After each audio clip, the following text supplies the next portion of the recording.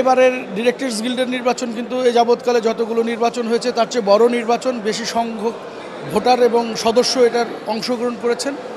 এবং এইবারের এই যেটা বললেন যে গত দিনগুলোতে যে ক্লান্তি ছিল সেটাকে অতিক্রম করবার জন্যই তো বেশি সংখ্যক ভোটার আগ্রহ প্রকাশ করেছে এবং সুন্দরভাবে একটি নির্বাচনী পরিবেশ তৈরি হয়েছে। এটাতে বিশ্বাস করি আমরা সবার ভিতরে ওই ঐক্যটা আছে, অতীতের ভুলগুলো শুধরে সামনে ভালো কিছু করবে।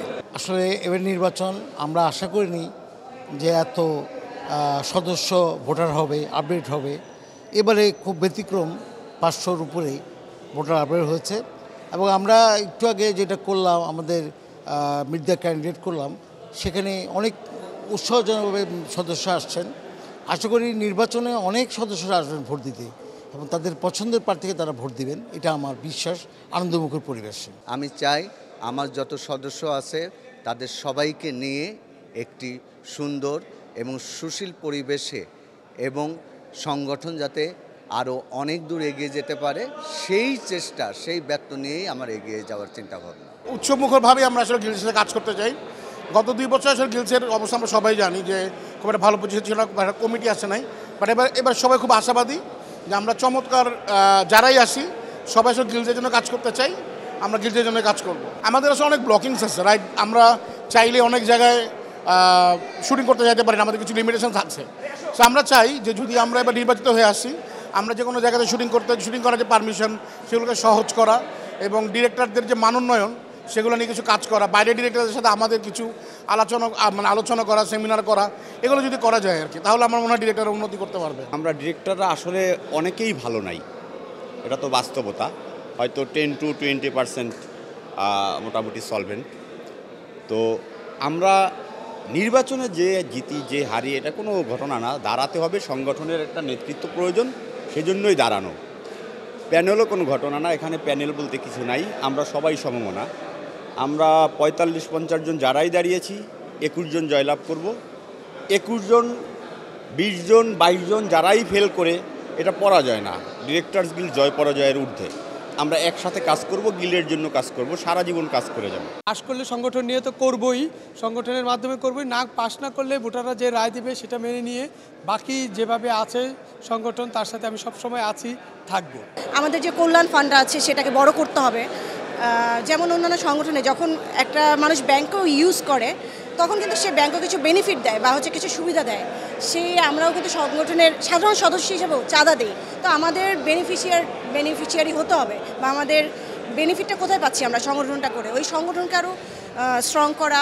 আইনগতভাবে অনেক আইন আমরা অনেক সময় জানি না, আমরা অনেক আইনের কাছে যেও আবার নির্মাতারা অনেক সময় সমস্যা ফেস করতে হয় এবং প্রতিদিনের নির্মাতাদের যখন শুটিংয়ে যায় বিভিন্ন জায়গায় আইনি সমস্যায় পড়তে হয়। তো এই আইনি সমস্যাগুলো আরও দ্রুততরভাবে কীভাবে সমাধান হয় এবং নির্মাতাদের যেন এক মুহূর্ত সময় নষ্ট এবং ইমেজ নষ্ট না হয় এই আইনের ফাঁদে পড়ে বা আইন না জানার কারণে অথবা অন্য কোনো ইস্যু নিয়ে। তো সার্বক্ষণিক পাশে থাকার চেষ্টা করব। প্রত্যেকজন সম্মানিত প্রার্থীর এই উদারতা আছে, আমারও একই রকম উদারতা যে আমরা নির্বাচন তো আসলে হার জিত থাকবেই, কিন্তু ডিরেক্টরস গিল্ডের প্রত্যেকজন সম্মানিত নির্মাতা এবং প্রত্যেকজন সম্মানিত প্রার্থী সংগঠনের প্রতি এই ভালোবাসাটা আছে যে ইলেকশনে জিতি আর হারি আমরা সংগঠনের সাথেই থাকবো এবং সবাইকে নিয়েই কাজ করব। এবং আমার প্রার্থী পরিচিতি সভায় আমি এই কথাটাই প্রতিজ্ঞা করেছি যে আপনাদের ভোটে যদি আমি হেরে যাই তাহলেও সবার সাথে থাকবো, কাজ করব। যদি আলহামদুলিল্লাহ জিতে যাই তারপরেও সবাইকে নিয়েই কাজ করব। আমাদের ডিরেক্টর গিল্ডে কিছুটা সময় একটু ক্রান্তিকাল হিসেবে গেছে, তো এইটাকে উত্তরণের জন্য আমরা এবার নির্বাচনে অংশগ্রহণ করেছি। তো আসলে অনেকে অংশগ্রহণ করছে, এর মধ্যে যারাই আসুক আমরা তাদের হয়ে একসাথে এই ডিরেক্টর গিল্ডের সময়টা যাতে ভালো হয়, সবাই যাতে ডিরেক্টরের সম্মানটা ফিরে পায়, এই জন্য কাজ করতে এসেছে। প্রত্যেকটা পদের কিন্তু একটা নির্দিষ্ট সীমাবদ্ধতা রয়েছে। আমি আমার পদে যদি জয়লাভ করি তাহলে সেই সীমাবদ্ধতাটুকু মেনে নিয়ে আমার সর্বোচ্চটুকু চেষ্টা করব যারা জয়লাভ করবেন আগের পোস্টে তাদেরকে সহযোগিতা করার। এবং আমাদের সংগঠনের একটা বায়োলজি রয়েছে যে চাইলে সংগঠনের অফিস বাংলাদেশের যে কোনো জায়গায় বা দেশের বাইরে করা সম্ভব। আমি চেষ্টা করব আন্তর্জাতিকভাবে সেটাকে এগিয়ে নিয়ে যাওয়া এবং অন্যান্য দেশের গিল্ডের সঙ্গে কোলাবোরেশন কিছু কাজ করতে চাই। আসলে আমরা যারা এখন মাঠে কাজ করি আমাদের অনেকগুলো প্রবলেম, যেটা মাঠ পর্যায়ে যারা কাজ করে তারা জানে।